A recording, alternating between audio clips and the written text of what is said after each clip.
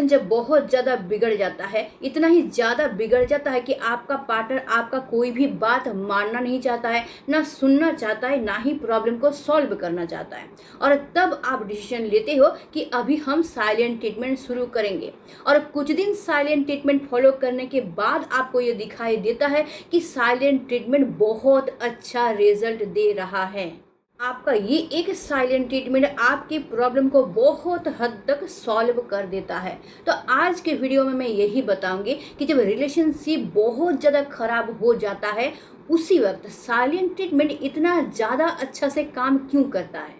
देखिए, जब आप रिलेशनशिप में रहते हैं तो रिलेशनशिप में आपका एक पर्टिकुलर इमेज बन जाता है। जैसे कि आप पार्टनर के बिना रह नहीं पा रहे हो, रो रहे हो, गिड़गिड़ा रहे हो, आपको बहुत तकलीफ हो रहा है, बार बार पार्टनर को जाके ये बोल रहे हो, और इन सब के ज़रिए आप इमोशनली वीक दिखने लगते हो उस जगह पे। और इसके बाद जब आप साइलेंट ट्रीटमेंट शुरू करते हो, साइलेंट ट्रीटमेंट का मतलब ये है कि आप अपने पर्सनैलिटी को पूरी तरीके से चेंज कर देते हो। जो आप उसको हमेशा चेंज करते थे, अभी बिल्कुल भी चेंज नहीं कर रहे हो। जो आप उसको बार बार समझाने की कोशिश कर रहे थे, अभी आप एक बार भी समझाने की कोशिश नहीं कर रहे हो। जो आप उससे बार बार भीख मांगते थे, रोते थे, रिक्वेस्ट करते थे, वही इंसान पूरी तरीके से शांत हो गए हो। मतलब आप पूरी तरीके से एक ऑपोजिट पर्सनैलिटी के इंसान बन चुके हो। तो इस समय में क्या होता है कि उस इंसान के मन में आपके लिए क्यूरियोसिटी पैदा होने लगता है। साइलेंट ट्रीटमेंट के शुरू में उस इंसान को ये लग सकता है कि ये कुछ ही दिनों की बात है, ये कुछ दिन मुझसे नाराज़ है इसलिए दूर है, अपने आप ये वापस आ जाएगी, नॉर्मल हो जाएगी। लेकिन जितना दिन बीतता जाता है उतना ही उस इंसान के दिमाग में कुछ सवाल दौड़ते रहते हैं कि आपके लाइफ में कुछ ना कुछ तो हो रहा है, या फिर ऐसा क्या हुआ है जिस वजह से आप इतना ज़्यादा स्टेबल रह पा रहे हैं। और इस तरीके से धीरे धीरे उनके मन में आपके लिए क्यूरियोसिटी पैदा होता है। अब ये क्यूरियोसिटी कितने दिनों में पैदा होता है, इसके लिए 7 दिन भी लग सकता है, 10 दिन भी लग सकता है, 20 दिन भी लग सकता है, कभी कभार 1 महीना भी लग सकता है। तो शुरुआत में जब अचानक से स्ट्रॉन्ग बन जाते हो तो उनके ऊपर उतना प्रभाव नहीं पड़ता है, क्योंकि कहीं ना कहीं उनको ये लगता है ये कुछ ही दिनों की बात है, ये फिर से मेरे पास वापस आ जाएगी। लेकिन जब आप कंटिन्यू खुद को स्ट्रॉन्ग दिखाते रहते हो, तो जब टाइम बीतता रहता है तो एक ना एक दिन आपके पार्टनर के मन में क्यूरियोसिटी आता ही है कि ये इंसान फिर वापस क्यों नहीं आ रहा है, ये इंसान इतना स्ट्रॉन्ग कैसे हो गया है। साइलेंट ट्रीटमेंट में दूसरा चीज क्या होता है, आप रिएक्शन की बजाय रियलाइज करना शुरू कर देते हो। तो नॉर्मल रिलेशन में क्या होता है कि आप छोटी छोटी बातों पे रिएक्ट करते हो और उसी वजह से पार्टनर आपको कंट्रोल करना शुरू कर देता है। लेकिन साइलेंट ट्रीटमेंट में आप क्या सोचते हो कि मेरे मन में 10 चीज चल रहा है, लेकिन अभी मुझे खुद को शांत करना है, क्योंकि हम अगर रिएक्ट करेंगे या फिर उसको समझाने जाएंगे या फिर कुछ बोलने जाएंगे तो वो तो मेरा बात सुनेगा ही नहीं। तो इससे अच्छा है कि हम खुद ही को कंट्रोल कर ले, खुद ही को शांत कर ले, उसको कुछ बताने की ज़रूरत ही नहीं है। और इस तरीके से आप धीरे धीरे रिएक्ट करना बंद कर देते हैं। यानी इस जगह पे भी पार्टनर को आपके अंदर एक मैसिव चेंज देखने को मिलता है। जहाँ पे आप बात बात पे रिएक्ट करते थे, जहाँ पे आप जितने हद तक हो सके पार्टनर को समझाने की कोशिश कर रहे थे, जितने हद तक हो सके प्रॉब्लम को सॉल्व करने की कोशिश करते थे, वही आप अभी कुछ भी नहीं कर रहे हैं। जितना हद तक हो सके आप रिएक्ट नहीं कर रहे हैं, जितना हद तक हो सके आप खुद को स्ट्रॉन्ग बनाने की कोशिश कर रहे हैं। तो अभी क्या हो रहा है, अगर कुछ ऐसा घटना हो भी रहा है जिसको लग रहा है कि आपको पार्टनर को बताने की ज़रूरत है, लेकिन आप नहीं बता रहे हो, अभी क्या कर रहे हो, आप चुप हो रहे हो, खुद को शांत कर रहे हो और सोच रहे हो कि बाद में बताएंगे। तो ये बाद में बताने के लिए आप जो टाइम ले रहे हो, उस टाइम में आप सिचुएशन को अच्छी तरीके से रियलाइज़ कर रहे हो, खुद को अच्छी तरीके से रियलाइज़ कर रहे हो, पार्टनर को भी अच्छी तरीके से रियलाइज़ कर रहे हो। और इसके बाद टाइम लेने के बाद जब आप इस बारे में पार्टनर को बताने जाते हो तो सिचुएशन को आप बहुत अच्छी तरीके से समझ चुके होते हो, जिस वजह से जब आप पार्टनर को बताने जाते हो तो आप लॉजिकली बात करते हो, आपके बातों में दम होता है, वेट होता है, और जिस वजह से पार्टनर आपके बात को मानने में मजबूर हो जाता है। तीसरी बात, साइलेंट ट्रीटमेंट की वजह से रिलेशनशिप का पैटर्न चेंज होने लगता है। कोई भी रिलेशनशिप में ना एक पैटर्न बन जाता है, जैसे आप बहुत ज़्यादा रोते हो, गिड़गिड़ाते हो, रिक्वेस्ट करते हो, मतलब क्या आप एक इमोशनल इंसान, इमोशनली वीक इंसान दिखते हो, और कहीं ना कहीं आपका पार्टनर थोड़ा सा प्रैक्टिकल इंसान दिखता है। लेकिन साइलेंट ट्रीटमेंट की वजह से क्या होता है, क्योंकि आप टाइम ले रहे हो, खुद को समझा रहे हो, खुद को स्ट्रॉन्ग कर रहे हो, तो आप भी धीरे धीरे एक प्रैक्टिकल इंसान बनते रहते हैं। और यहाँ पे पार्टनर को मौका मिल जाता है कि वो इंसान थोड़ा सा इमोशन दिखाए।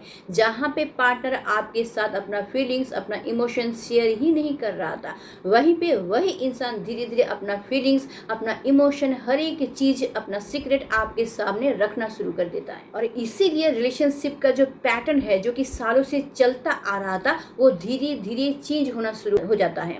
जैसे आप खुद को इधर बदलना शुरू कर देते हो, धीरे धीरे पार्टनर भी ये रियलाइज करता है कि कहीं ना कहीं कुछ गड़बड़ हो रहा है, तो वो भी खुद को बदलना शुरू कर देता है। नेक्स्ट बात, साइलेंट ट्रीटमेंट के जरिए आपको ये पता चलता है कि पार्टनर आपसे कितना अटैच्ड है। कहीं ना कहीं रिलेशनशिप में ऐसा होता है, आपको ऐसा फील होने लगता है कि पार्टनर को तो भाई कुछ इमोशन ही नहीं है, ये तो मुझसे कुछ शेयर ही नहीं करते, मुझे तो कुछ बताते ही नहीं है। लेकिन शायद कहीं ना कहीं ऐसा चीज़ भी हो सकता है कि आपने ही उसको कभी मौका ही नहीं दिया है कि वो अपना फीलिंग्स, इमोशन आपके साथ शेयर कर सके। शायद कभी आप दोनों में झगड़ा होता है तो वो इंसान ब्रेकअप करने की धमकी देता है, क्योंकि उस इंसान को अच्छी तरीके से पता है कि आप ब्रेकअप होने नहीं दोगे, आप इमोशनली कमज़ोर होके भी रिश्ता को बचा के रखोगे। फाइट होने के बाद वो इग्नोर करना शुरू कर देता है, लेकिन एक्चुअली वो इग्नोर करना शुरू नहीं करता है, आप उसको चीज कर दो जिस वजह से वो इंसान इग्नोर करता है। तो याद रखना, रिलेशनशिप में कोई भी इंसान बहुत समय के लिए प्रैक्टिकल बन के नहीं रह सकता है, अगर आप उस इंसान के सामने थोड़ा प्रैक्टिकल बन जाए तो। नॉर्मली क्या होता है कि आप हद से ज़्यादा इमोशनल हो जाते हो, बात बात पे रोना, बात बात पे मनाने की कोशिश करना, बात बात पे रिक्वेस्ट करना, और ये क्योंकि चलता रहता है तो सामने वाला इंसान खुद को स्ट्रांग दिखाने के लिए बहुत ज़्यादा प्रैक्टिकल बनता रहता है। लेकिन कोई भी इंसान ऐसा नहीं होता है कि वो इमोशनल कभी भी नहीं होता है, बल्कि उस इंसान को मौका नहीं मिलता है, क्योंकि आप इमोशनली वीकनेस हमेशा दिखाते रहते हो, तो उस इंसान को मौका ही नहीं मिलता है कि वो इंसान भी अपना इमोशन आपको दिखाए, जिससे कि आपको अपने पार्टनर का आपके साथ अटैचमेंट दिखे। अब मैं एक प्रैक्टिकल एग्जांपल देके समझाने की कोशिश करती हूँ, कहीं ना कहीं आप खुद को इससे रिलेट कर पाएंगे। जैसे मेरा एक सहेली थी, तो 5-6 साल पहले वो एक रिलेशनशिप में थी जहाँ पे वो बहुत ज़्यादा इमोशनल वीक थी। बात बात पे रो देना, बात बात पे रिक्वेस्ट करना, बात बात पे डर जाना कि वो मुझे छोड़ देगा, और जिस वजह से वो जो उसका पार्टनर था वो उसको बहुत ज़्यादा इग्नोर भी करता था। वो पार्टनर बहुत ज़्यादा प्रैक्टिकल भी था, और जिस वजह से उनका रिलेशनशिप इतना ही ज़्यादा ख़राब हो गया कि उनके रिलेशनशिप में ब्रेकअप का सिचुएशन आ गया, और उसका ब्रेकअप 1 साल पहले ही हो गया है। अब 1 साल बाद अभी अभी वो एक दूसरे रिलेशनशिप में आई है, लेकिन वहाँ पे वो कुछ अलग ही है। वहाँ पे वो पूरी तरीके से एक प्रैक्टिकल इंसान बनी हुई है। तो हम सब दोस्त लोग मिलके उससे ये पूछ रहे थे कि बात क्या है, उस रिलेशनशिप में तुम जब थे तो बहुत ज़्यादा इमोशनल थे, और यहाँ पे तुम बहुत ज़्यादा प्रैक्टिकल दिख रहे हो। तो वो ये बोल रही है कि मेरा पार्टनर मुझे लेके बहुत ज़्यादा क्यूरियस है, वो मुझे थोड़ा सा स्पेस ही नहीं देता है, जिस वजह से मुझे स्पेस पाने के लिए बीच बीच में उसको इग्नोर करना पड़ता है, और खुद को स्ट्रांग दिखाने के लिए मुझे प्रैक्टिकल बनना पड़ता है। तो इस चीज़ से ये तो समझ में आता है कि आपका पार्टनर अगर बहुत ज़्यादा प्रैक्टिकल होगा तो इसका कारण ये भी हो सकता है क्योंकि आप बहुत ज़्यादा इमोशनल है, हद से ज़्यादा इमोशनल है, जिस वजह से उस इंसान को थोड़ा सा भी स्पेस नहीं मिलता है अपने इमोशन को दिखाने का।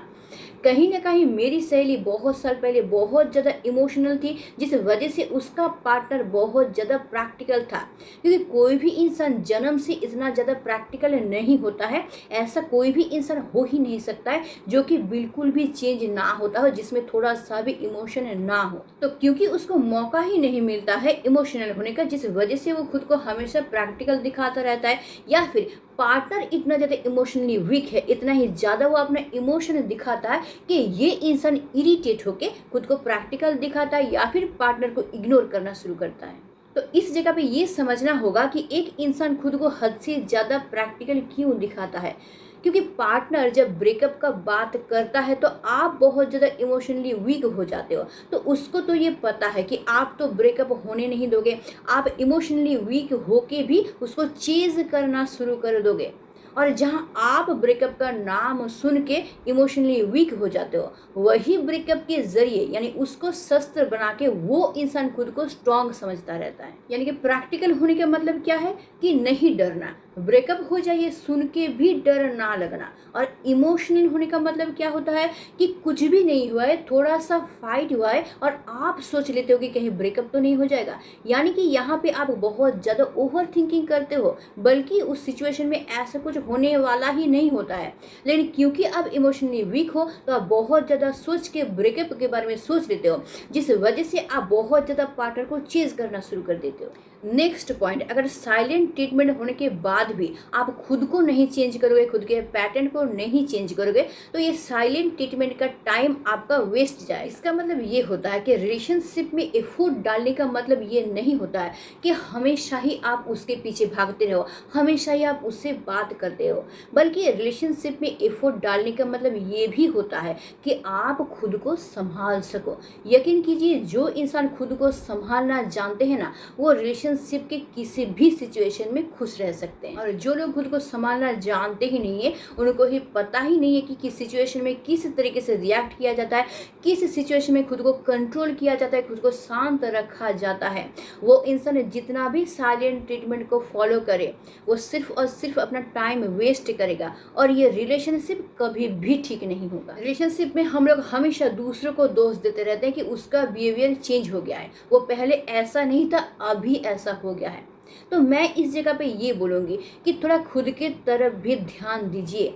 आप भी तो पहले इतना ज़्यादा कमज़ोर नहीं थे, इतना ज़्यादा इमोशनली वीक नहीं थे, तो अभी आप भी तो इमोशनली वीक हो गए हैं। इसका मतलब आपके बिहेवियर में भी चेंज आया है और आपके बिहेवियर की इस चेंज की वजह से ही वो इंसान आपको इग्नोर कर रहा है, यहाँ तक कि आपको छोड़ने की भी कोशिश कर रहा है। जो आप जब रिलेशनशिप में पहले बार आए थे तो उसको जितना हद तक हो सके खुश रखने की कोशिश करते थे, जितना हद तक हो सके अपनी खुशियाँ उसके साथ शेयर करते थे, और वही आप सिर्फ उसको अपने दुख की कहानी सुनाते हो, हमेशा उसको दुखी रखते हो। तो इस जगह पे आप अपने बिहेवियर में चेंज लाए हो, जिस वजह से वो इंसान अभी आपसे उबने लगा है। सच्चाई तो यही है कि जो चीज़ आप अपने अंदर रखोगे, आपके आस पास का सिचुएशन वैसा ही होना शुरू हो जाता है। अगर आप अपने अंदर हमेशा दुख को भर के रखोगे, अपने इमोशन को भर के रखोगे, तो आस पास में आपको सिर्फ दुख और दुख ही दिखेगा और आपका प्रॉब्लम कभी भी सॉल्व नहीं होगा। लेकिन उसी जगह पे आप अगर अंदर से थोड़ा सा खुश रहना सीख लोगे, अगर खुद को कंट्रोल करना सीख लोगे, अगर सिचुएशन को संभालना सीख लोगे, तो देखना आपका आस पास का सिचुएशन भी धीरे धीरे बेहतर होना शुरू हो जाएगा और किसी भी सिचुएशन में आप खुद को खुश रख पाएंगे। तो आपके रिलेशनशिप का प्रॉब्लम तब तक खत्म नहीं होगा जब तक सिचुएशन के हिसाब से आप खुद को बदलोगे। यानी कि बाहर का सिचुएशन खराब है तो आप दुखी हो गए, बाहर का सिचुएशन अच्छा है तो आप बहुत खुश हैं। बल्कि प्रॉब्लम आपका तब खत्म होगा जब सिचुएशन कुछ भी हो, आप खुद को उस सिचुएशन में संभालना जानते हो, उस सिचुएशन में भी आप खुद को खुश रख पा रहे हो। यानी कि इस जगह पे सिचुएशन आपको कंट्रोल नहीं कर रहा है, बल्कि आप सिचुएशन को कंट्रोल करके अपनी तरह बना ले रहे हैं। जो इंसान हर सिचुएशन में खुद को शांत रख सकता है, मतलब सिचुएशन खराब है, हाँ ठीक है, मैं शांत होके उसको हैंडल कर लूँगा। सिचुएशन बहुत ज़्यादा अच्छा है, ठीक है, मैं शांत होके उसको एंजॉय करूँगा। ये जो शांत होके हर एक सिचुएशन को हैंडल करना या फिर फेस करना, ये जब इंसान सीख लेता है ना, तो वो इंसान किसी भी सिचुएशन को संभाल पाता है। हाँ, लेकिन ये चीज़ आप में एक दिन में नहीं आएगा। समय बीतते बीतते जितना आप इस चीज़ को प्रैक्टिस करते रहेंगे, उतना ही ये हुनर आप में आता रहेगा। जैसे शादी के बाद हम लोग बहुत दुखी हो जाते हैं, कोई मुझे समझता नहीं है, कोई मुझे मेरी बात सुनने को ही राजी नहीं है, कोई मुझे प्यार ही नहीं करता है, कोई मुझे फीलिंग्स को समझता ही नहीं है।